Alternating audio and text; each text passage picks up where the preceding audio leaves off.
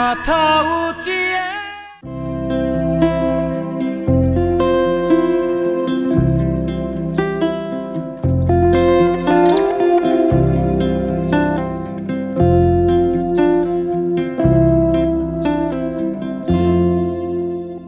শীতকাল আসলেই যেন মনে হয় সবজি আর সবজি। আমাদের বাজারগুলোতে যেমন থাকে সবজি, তার সাথে সাথে আমাদের প্রত্যেকের বাসার তরকারির মেনুতে থাকে সবজি। হ্যাঁ, সুপ্রিয় দর্শক, কেমন আছেন আপনারা? আশা করি খুব ভালো আছেন। আমন্ত্রণ জানাচ্ছি আপনাদেরকে এটিএন বাংলার কৃষি বিষয়ক অনুষ্ঠান মাটির সুবাসে। আর বরাবরের মতো আপনাদের সঙ্গে আছি আমি কৃষিবিদ সাব্বির সজীব। দর্শক, আপনারা জানেন মাটির সুবাসের প্রতি পর্বে হাজির হই কৃষির নানামুখী বিষয় নিয়ে। তারই ধারাবাহিকতায় দেখতেই পাচ্ছেন মোটামুটি যত দূর চোখ যায় এখানে কিন্তু সবজির চাষ হয়। বিশেষ করে ঠিক এই মৌসুমে পৌষ মাসের মধ্য সময়ে এখানে হাজারকে হাজার বিঘা জায়গায় ফুলকপির আবাদ হয়। চেষ্টা করব এখানে ফুলকপি যারা চাষ করেন তারা কিভাবে কি করছেন, তারা আদৌ কতটা লাভের মুখ দেখতে পাচ্ছেন কিনা, কিংবা কেমন আছেন তারা, আর কেমন খরচ হচ্ছে এবছর, সে বিষয়গুলো জানার চেষ্টা করব। একজন উপসহকারী কৃষি কর্মকর্তা যারা মাঠে কাজ করে থাকেন তার সাথে কথা বলার চেষ্টা করব। তারা কিভাবে পরামর্শ দিয়ে থাকেন কফির চাষবাস কিভাবে করতে হয়, কিভাবে পোকামাকড় দমন করতে হয়, কিভাবে রোগবালাই দমন করতে হয়, সেই বিষয়গুলো। আমরা জানি আমাদের কৃষক সবসময় চিন্তায় থাকেন যে তার ন্যায্য মূল্যটি তিনি পাবেন কিনা। সেটি কিন্তু অতীব জরুরি একটি বিষয়, কেননা যত বেশি এই ন্যায্য মূল্যটা পাবেন ততই কিন্তু আমাদের কৃষক হাল ছাড়বেন না এবং সে কৃষিকাজ করে যাবেন এবং দিব্যি আমাদের দেশ ভালো থাকবে। তো কথা বাড়াবো না, চলুন তাহলে চলে যাই আজকের অনুষ্ঠানের মূল আয়োজনে।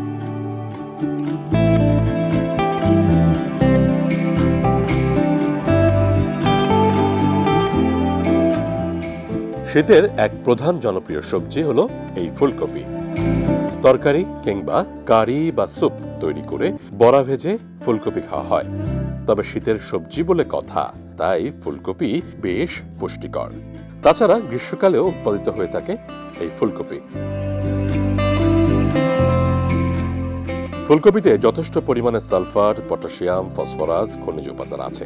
এছাড়াও প্রতি 100 গ্রাম ভক্ষণযোগ্য অংশে আছে পানি 90.8 গ্রাম, আমিষ 2.6 গ্রাম, চর্বি 0.4 গ্রাম, শ্বেতসার 4 গ্রাম, খনিজ লবণ 1.9 গ্রাম। ফুলকপি চাষের জন্য সুনিষ্কাশনযুক্ত উর্বর দোআঁশ ও এঁটেল মাটি সবচাইতে ভালো। এদেশে এখন ফুলকপির 50টিরও বেশি জাত পাওয়া যাচ্ছে। আগাম, মধ্যম, নাবি এ ধরনের জাতের ফুলকপির আবাদ করা হয়। এছাড়া গ্রীষ্মকালেও চাষের উপযোগী বেশ কয়েকটি জাত রয়েছে।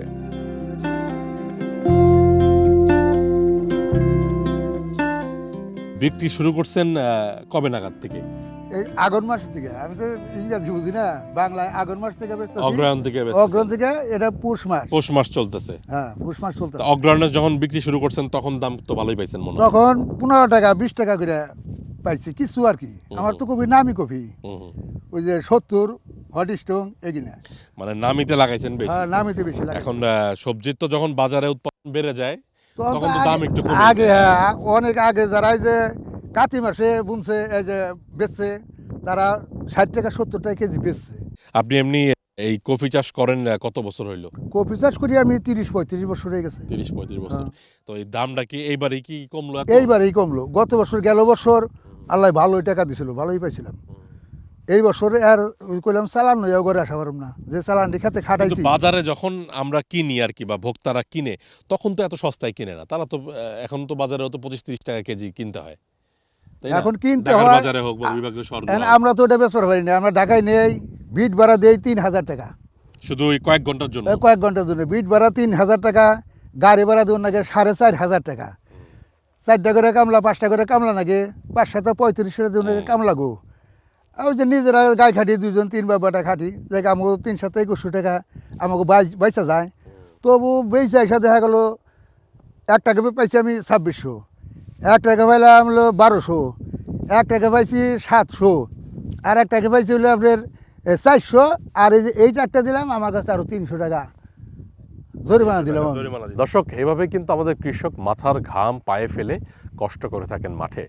উনি যেটা বললেন মাত্র 300 টাকা মানে উল্টা আরো চাইছে, উল্টা দিছি আমি। মানে উল্টা দিছেন। যেখানে বিক্রি করে 300-500 বা 2000 টাকা লাভ হবে প্রতি গাড়িতে, সেখানে উল্টা কফি বিক্রি করে কত কফি বিক্রি করছিলেন? 800 পিস, 1300 পিস। 1300 পিস কফি বিক্রি করে 300 টাকা উল্টা তাকে আরও দিতে হয়েছে গাড়িওয়ালাকে। তো এই ব্যাপারটা কিন্তু আমাদের চিন্তার বিষয়, কেননা কৃষক যদি তার ন্যায্য মূল্য না পায় সে কিন্তু মাঠে কষ্ট করবে না।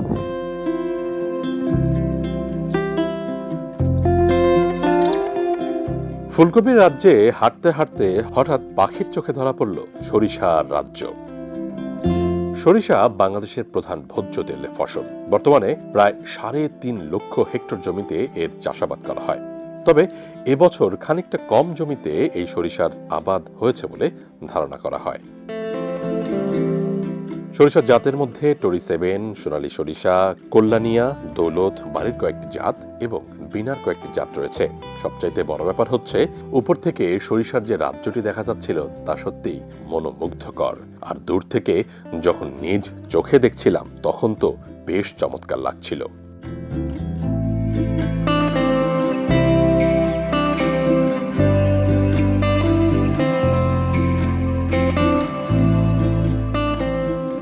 ফুলকপির চারা বীজতলায় উৎপাদন করে জমিতে লাগানো হয়।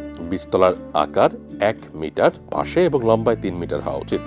সমপরিমাণ বালি, মাটি ও জৈব সার মিশিয়ে ঝুরঝুরা করে বীজতলা তৈরি করতে হয়। দ্বিতীয় বীজতলায় চারা রোপণের আগে 7 থেকে 8 দিন পূর্বে প্রতি বীজতলায় 100 গ্রাম ইউরিয়া, 150 গ্রাম টিএসপি ও 100 গ্রাম এমওপি সার ভালোভাবে মিশিয়ে দিতে হবে। পরে চারা ঠিকমতো না বাড়লে প্রতি বীজতলায় প্রায় 100 গ্রাম পরিমাণ ইউরিয়া সার ছিটিয়ে দেওয়া ভালো। চারা তৈরির পর যখন লাগানো হবে তারপরেই কিন্তু ইউরিয়া, টিএসপি, পটাশ, বোরন কিংবা গোবর সার দিতে হবে। প্রতি হেক্টরে 250 থেকে 300 কেজি ইউরিয়া সার এবং 150 থেকে 200 কেজি টিএসপি সার, 200 থেকে 250 কেজি এমওপি সার, বোরাক্স 7 থেকে 10 কেজি এবং গোবর 15 থেকে 20 টন প্রতি হেক্টরে লাগবে। জমি তৈরির সময় অর্ধেক গোবর সার, পুরো টিএসপি, অর্ধেক এমওপি এবং বোরন সার প্রয়োগ করতে হবে। বাকি অর্ধেক গোবর সার চারা রোপণের 1 সপ্তাহ আগে মাদায় দিয়ে মাটির সাথে মিশিয়ে দিতে হবে। এরপর চারা রোপণ করতে হবে। মনে রাখতে হবে, সার দেওয়ার পরপরই সেচ দিতে হবে। এছাড়া জমি শুকিয়ে গেলে সেচ দিতে হবে। বেশি সময় ধরে যেন জমে না থাকে সেটাও খেয়াল করতে হবে, তা না হলে পচে যাবে। সুপ্রিয় দর্শক, এই মুহূর্তে কথা বলবো আরো একজন কৃষকের সাথে, যিনিও চরকুরিয়াতে কফির চাষ করেন, তাই না? তো আপনি মূলত কি কি ফসলের আবাদ করেন? আমার এখন বর্তমান আছে কপির আবাদ। আমি আবাদ করি করলা বুনি, সবজির মধ্যে করলা, তারপরে মনে করেন যে বেগুন। এখন বর্তমান আমার কপি আছে, এখন কফি বর্তমান কপি আছে। কফির বাজার দর এখন কেমন কি পাইতেছেন? না, এই বছর কপির বাজার নাই। এই বছর একবারে কৃষক একেবারে বলতে গেলে আর লস। আজকে আমি কারণ বাজার কপি নিয়ে গেছিলাম, মনে করেন আমার 1900 কপিতে এনতে ভরা গেছে হলো 7টা কামলা, 2টা হলো 800 করিয়া, তারপর হলো 700 করিয়া। হ্যাঁ, তারপরে মনে করেন যে আমি যে বিক্রি করছি তাতে আমার মোটামুটি কামলার দাম উঠবো না। এই যে বিক্রি করে এসে যে আমি এখন ওই যে তামুক খাইতে কাম করলাম, তামাক বুনছি। আমরা কৃষক তো মনে করেন যে লোভি, যেটা একটু পয়সাটা বেশি হয় সেটাই বুনবি। তো গত বছর কপিতে ভালো পয়সা হয়েছিল, এই বছরে একবার সব শেষ। গত বছরের তুলনায় কি এবার কি কফির আবাদটাও বেশি হয়েছে আপনার মাঠে? না, হ্যাঁ, কপির আবাদ বেশি হয়েছে। আবাদ বেশি হয়েছে, 2 বছর কপি হারে অখাদ দিয়ে গেছে, হারে চালানি মাইরি। আবাদের পরিমাণ যদি অনেক বেশি হয়ে যায় তখন দামটাও কমে যায়। এত নিয়ম আছে। একটা হিসাব কম তো, ধরেন 1 বিঘা জায়গায় মানে 30% জায়গায় মোটামুটি শুরুর থেকে আপনাদের চারা তো কিনতে হয়। তো চারা কিনা, তারপর আর কি কি মোটামুটি খরচ টরচ হয়, এগুলো একটু বলেন তো। এই যে এবার মনে করেন যে এই হোয়াইট স্টোন কপি আসলে এটার দানা কিনছি আমরা 850 করে, আর এই যে 70 কপির দানা কিনছি 1100 টাকা করে, 10 গ্রাম করে। 10 গ্রাম করে তাতে আমাকে মোটামুটি চারা ওঠে 1200, ভালো ওঠাইলে 1500 চারা ওঠে প্যাকেটে 10 গ্রামে। তো 4টা পিস চারা মেশে কিনা বুনছে। এখানে কপি হয়েছে নাকি 4টা করে। আজকে ঢাকা কপি হয়েছে 4টা করে, কারণ বাজার কপি হয়েছে 4টা করে।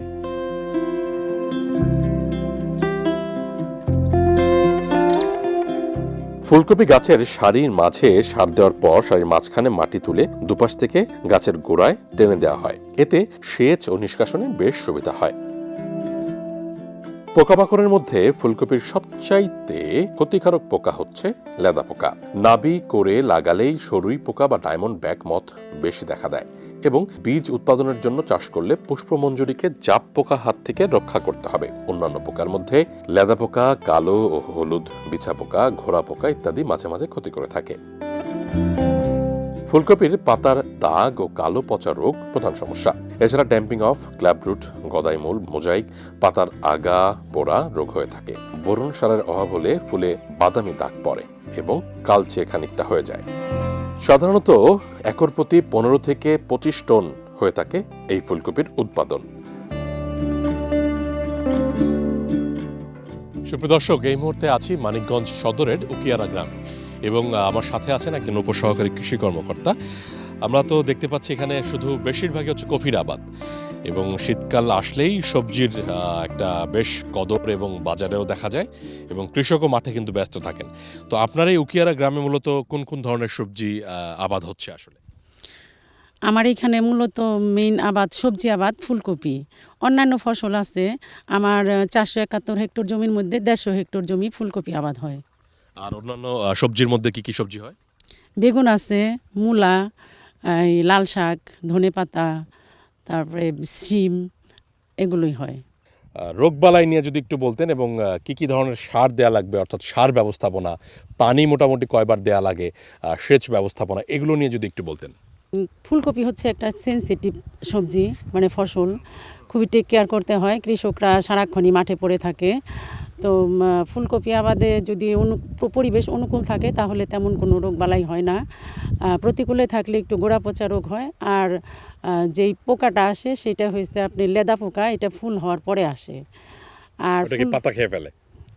পাতা না, এটা ফুলের মধ্যে আসে। ফুলের মধ্যে আসে? জি জি, ফুল খেয়ে ফেলে। লেদা পোকাটা এটা ফুল খেয়ে ফেলে।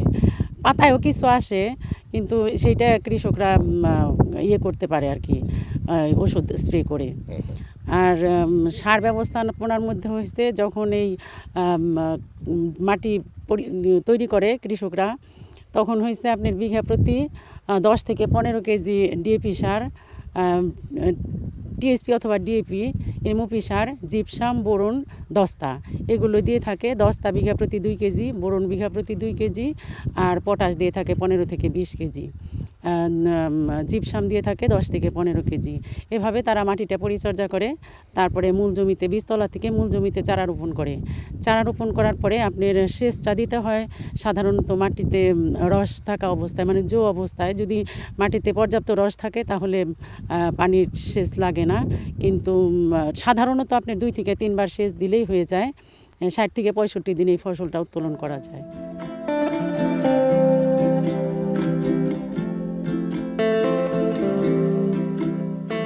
বাজারে দেদারসে বিক্রি হচ্ছে ফুলকপি। যদিও পৌষ মাসের এই মধ্য সময়ে ফুলকপির দাম অনেকটা বেশি কমে গিয়েছে। বাজারেও এর প্রভাব পড়তে শুরু করেছে। যেখানে শুরুর দিকে ফুলকপির কেজি ছিল 100 থেকে 120 টাকা, সেই ফুলকপি এখন অনেকটাই 20 থেকে 30 টাকায় নেমে এসেছে। চলুন এবার তবে স্থানীয় একটি পাইকারি বাজারে যাওয়া যাক। সেখানে কি অবস্থা বিভিন্ন সবজির তা জানার চেষ্টা করি। সুপ্রিয় দর্শক, এই মুহূর্তে আছি জাগির বন্দর বাজারে। তো দেখতেই পাচ্ছেন এখানে কিন্তু পাইকারি ভাবে সবজির বিক্রি হয় না? তো এখন কোন কোন সবজি কেমন দামে বিক্রি হচ্ছে? কপি 2 টাকা পিস, 3 টাকা পিস। মূলা নেনা 12 মন 14 মন 500-600 টাকা। বিট। এই যে সবজির দাম যে কমে যাচ্ছে, এত কারণ কি? আমদানি বেশি। আমদানি বেশি হওয়ার কারণে এখন কেউ নিচ্ছে না।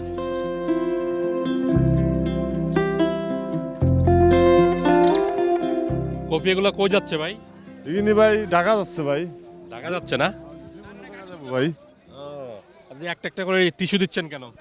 এটি মাল দিয়ে মনে হয় যে আপনার ফলটা ভালো ভালো থাকে লিগা। শুধু ফুলটার উপরে দিচ্ছেন না? হ্যাঁ হ্যাঁ। তো এখানে এই কফি কবে থেকে শুরু হয়েছে এই বাজারে? এই বাজার তো ভাই মেলা আগে তাই আসা শুরু হয়েছে, কিন্তু 2 মাস। হ্যাঁ 2 মাস। প্রথমে দাম কেমন ছিল? প্রথমে ছিল মনে হয় যে 70-80 টাকা কেজি কেজি। আর এখন? এখন 3 টাকা 4 টাকা 2 টাকা এরকম। এরকম কেজি হিসেবে না পিস হিসেবে? না কেজি হিসাবে। কেজি হিসেবে। হ্যাঁ হ্যাঁ। 3 পাখি করতে যে খরচ আর যে দাম পাচ্ছেন এখন, পোষাবে সব মিলে? না আমাকে লসের দিকে আছে।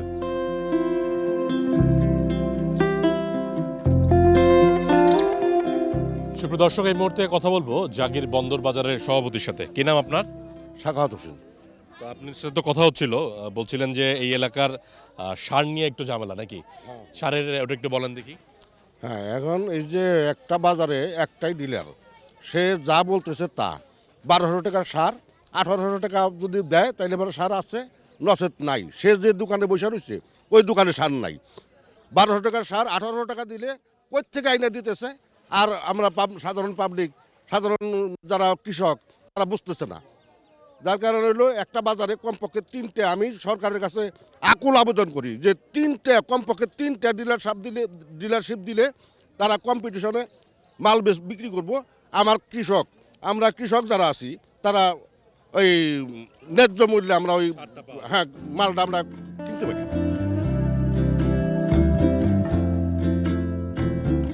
শীতকাল আসলেই মনে হয় সবজির যেন এক রাজ্য তৈরি হয় বাংলাদেশের বিভিন্ন প্রান্তে।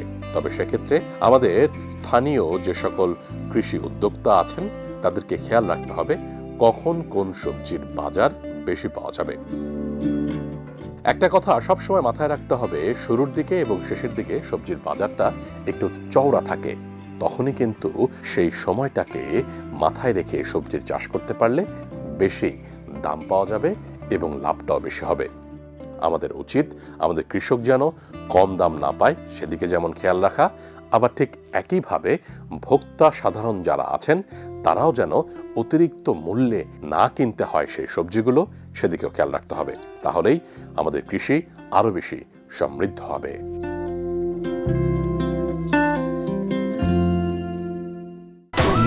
মাথা উঁচিয়ে। সুপ্রিয় দর্শক, আজ আমরা মাটির সুবাস অনুষ্ঠানের একেবারে শেষ প্রান্তে চলে এসেছি।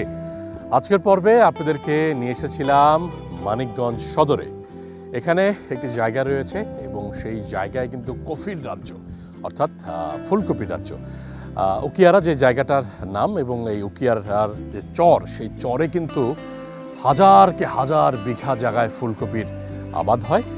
ঢাকার মোটামুটি কাছে হওয়ার এখান থেকে ফুলকপি কিন্তু বেশ যাচ্ছে ঢাকার বাজারে, এবং দিব্যি ঢাকার কারণ বাজার এবং বিভিন্ন বাজারে, পাইকারি বাজারগুলোতে বিক্রি হচ্ছে এখানকার কফি। কৃষক তার স্বপ্ন কিন্তু মাঠে রাখেন, মাঠে ফলান, এবং সেই মাঠের স্বপ্ন চলে যায় কিন্তু বাজারে, যেখানে তারা যদি অর্থটা ঠিকমতো পায় তাহলে কিন্তু সে খুশি থাকে।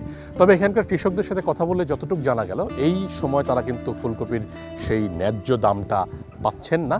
এর কারণ হচ্ছে আমাদের সমগ্র অঞ্চল থেকে এই ফুলকপির এত বেশি আবাদ হচ্ছে তা কিন্তু বলে বোঝানো যাবে না। এই কারণে প্রয়োজন কি?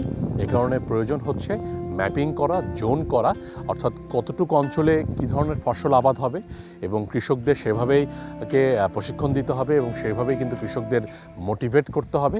তাহলে কিন্তু আমাদের উৎপাদনটা চাহিদা অনুযায়ী থাকবে, বাজার দরটাও ঠিক থাকবে, কৃষকও খুশি, ভোক্তাও খুশি।